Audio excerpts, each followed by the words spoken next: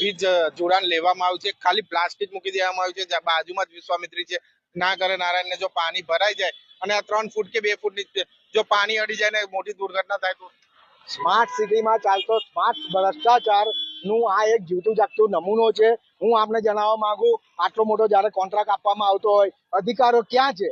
માત્ર એસી ઓફિસમાં બેસી રહ્યા છે એ લોકોને બહાર નીકળવાનો ટાઈમ જ નથી, કારણ કે એમને મલાઈ મળી ગઈ છે. આજે આ જગ્યા બાજુમાં જ વિશ્વામિત્રી છે, પાણી અહીંયા ભરાતું જ હોય છે. પૂર આવે, સૌથી મોટો ઇફેક્ટેડ એરિયા જે હોય છે મુજમોડાથી લઈને અકોટા, આ આખો વિશ્વામિત્રીનો પટ્ટો જ છે.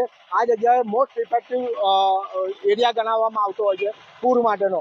આજે પાણી, આજે વરસાદની સિઝન છે, પાણી પડતું હોય છે, આ સામાન્ય પ્લાસ્ટિક અહીંયા નાખી દેવામાં આવ્યું છે. શું આ એનું રક્ષણ કરશે? આજે જયારે કુદરતનો કહેર હોય છે, મોટા મોટા હોર્ડિંગ્સો જયારે પડી જતા હોય છે, તો આ તો એક સામાન્ય પાટિયું છે. આ પાટિયું કેટલું હલકી કક્ષાનું છે આપ જોઈ શકો છો. આ અહીંયા આટલું હલે છે આ પાટિયું. આ હાથ લગાવવાથી હલી જતું હોય તો આજે હવાનું એક ઝોકો આવશે અને પડી જશે, વીજ જોડાણ ખુલી જશે, એના દ્વારા કરંટ લાગશે અને કોઈનું મોત થશે, તો એના જવાબદાર કોણ રહેશે?